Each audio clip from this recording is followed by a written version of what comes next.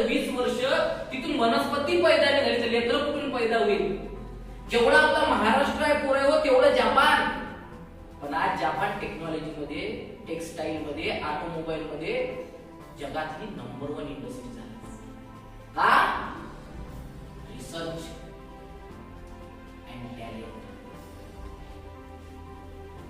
आपल्याकडे काय आहे? आपल्याकडे 141 करोड लोकसंख्या आहे. त्याच्यात 70% युवा आहे. तुम्ही बेरोजगार आहे. का? एज्युकेशन. तुम्ही जे शिक्षण घेता ते देश डेव्हलप करायला, ते रिचेस्ट व्हायला कुठेही कामी येत नाही. तिथं जे भूगोल शिकवलं ते जपान ते वेगळं आहे. तिथे जे सायन्स शिकवलं ते वेगळं आहे. तिथं बायोलॉजी शिकवल्या जाते, तिथं सायकोलॉजी शिकवल्या जाते, तिथं ब्रेन अनालिसिस करून दिल्या जाते. तिथं प्रत्येक पोराचे अनालिसिस होते. तुझा आयक्यू लेवल किती आहे, ब्रेन लेवल किती आहे, तुला जे आवडते ते करू नको, जे गरजेचं आहे ते कर. आणि आपण काय डिसिजन घेतो? जे आवडते ते नाही, माझ्या वडिलाला वाटते म्हणून मी केलं, माझ्या काकाला वाटते म्हणून केलं, नाही ते माझी मैत्रीण म्हणत होती त्याला स्कोप आहे म्हणून मी केलं. याला ड्रीम नाही म्हणत, याला निवड नाही म्हणत. निवड ते असते जे गरजेचं आहे पण ते केल्यानंतर त्रास होईल. हे ज्याला समजते की मी हे निवडलं पण हे तसं भेटणार नाही, हिच्यात त्रास आहे, वेदना आहे, रड येईल, दुःख होईल, लोक हसन, अपयश येईल, पण तरी मी करत, त्याला सक्सेसफुल व्यक्ती होते. कारण जगातल्या कोणत्याही व्यक्तीचं नाव घ्या जो श्रीमंत झाला, त्याच्या पाठीमागे स्ट्रगल आहे, अपयश आहे, ज्याला आपण फेलियर म्हणतो ते पण आहे, वेदना आहे, त्रास आहे. कोण म्हणते नाहीये? आणि आपल्याला हे आवडत नाही. आपल्याला असं वाटते विदाउट त्रास, विदाउट मेहनत, विदाउट स्ट्रगल मला सगळं भेटलं पाहिजे. इम्पॉसिबल आहे, ते भेटत नाही. इव्हन तुम्हाला 70% विदाउट स्टडी भेटेल काय? अभ्यास करायच लागेल ना. मग अभ्यास करून 70 कमवल्यापेक्षा 90 का नाही? थोडा जास्त केला तर सिंपल सोल्युशन आहे. थोडं येऊ तर मला तुम्हाला काय सांगायचे की रिझन तयार करा.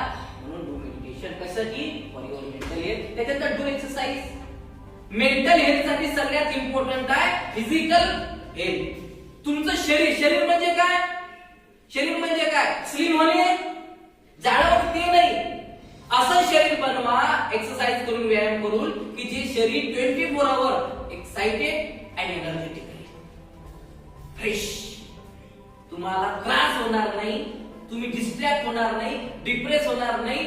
तुम्हाला एकदा ठरवलं की मला अभ्यास 8 घंटे करायचा आहे, 8 घंटे करण्याची मेंटॅलिटी तयार होणे म्हणजे फिजिकल हेल्थ. त्याला स्टॅमिना लागतो. नीरज चोप्रा नाव ऐकलं माहितीये? कोण भालाफेकवाला कोण करतो? ऑलिम्पिक मध्ये 1 मिनिटाचा भालाफेक असतो, फक्त 1 मिनिटाचा. Judgement, timing, practice. 1 मिनिटाच्या भालाफेकसाठी त्याला किती घंटे प्रॅक्टिस करावं लागते? डेली 6 ते 8 घंटे. ते 6 ते 8 घंटे डेली प्रॅक्टिस, डेली ऑलिम्पिक मध्ये 1 मिनिटात गोल्ड मेडल मिळवून देते, जिथं देश येतो, तिरंगा लागते, राष्ट्रगीत वाजते. विचार करा किती मोठं कॉन्ट्रीब्युशन असेल. आणि तो पोरगा ऍडव्हर्टाइजमेंट करतो, त्याला करोड रुपये भेटते. ते करोड रुपये 1 मिनिटासाठी भेटले की प्रॅक्टिस साठी भेटले? का? प्रॅक्टिस. आणि ते प्रॅक्टिस करणं सोपं नाही आहे. सकाळी 4 ला उठावं लागते, धावावं लागते कुत्र्यासारखं. आता मी अमरावतीला जातो बाईक घेऊन, काय पोट्टे हापचड्डे घालून पण धावतात, काय कानात हेडफोन घालतात, गाणी ऐकत धावतात ना बाबा. धावण्यासाठी मिल्खा सिंगचं गोल ठेवावं लागते. मिल्खा सिंग धावला झाला, फ्लाइंग सिंग म्हणून तयार झाला. धावण्यासाठी रिझन पाहिजे ना, मला का धावायचं आहे, मला फिजिकल करायचं, ग्राउंड मारायचं का?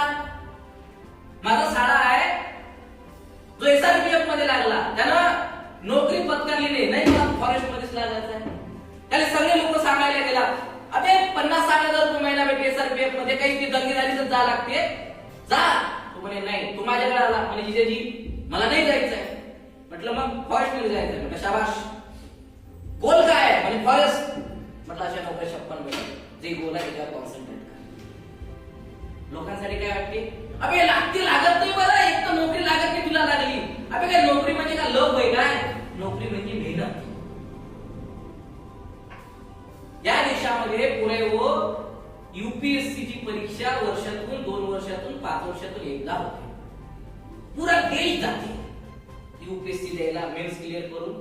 पुऱ्या देशातले लेकरं म्हणजे फॉर एक्झाम्पल 1 करोड लेकरं फॉर्म भरत असेल UPSC साठी, त्यातले 10 लाख सिलेक्ट होतात. त्या 10 लाखापैकी मिनिमम 100 लोक मेन्स क्लिअर करतात, त्या 100 पैकी 10 लोक इंटरव्ह्यू साठी सिलेक्ट होतात, त्या 10 पैकी 5च लेकर आहे जे इंटरव्ह्यू क्रॅक करतात, कलेक्टर बनतात. पुऱ्या भारतात 5च जिल्ह्यात 5 कलेक्टर. आपण पाहता तरी तुम्ही पुऱ्या देशात जिल्हे किती आहे आणि पुऱ्या देशात यूपीएससी देणारे लेकर किती आहे. ज्याला कलेक्टर व्हायचं त्याला आयपीएस व्हायचं आहे. आयपीएस एका जिल्ह्यात एकच होईल ना की 2 होईल? एकच होईल ना. आणि सगळे म्हणते मला आयपीएस बनायचं. सगळे बनन का? ते बनन त्यांची महत्वाकांक्षा इच्छाशक्ती पॉवरफुल आहे का? कारण मेन्स थेरी इम्पॉर्टंट नाही आहे, इम्पॉर्टंट आहे प्रॅक्टिकल इंटरव्ह्यू. जिथं तुमचा IQ level, brain level, confidence level, stamina, creativity, quality, capability तयार होते.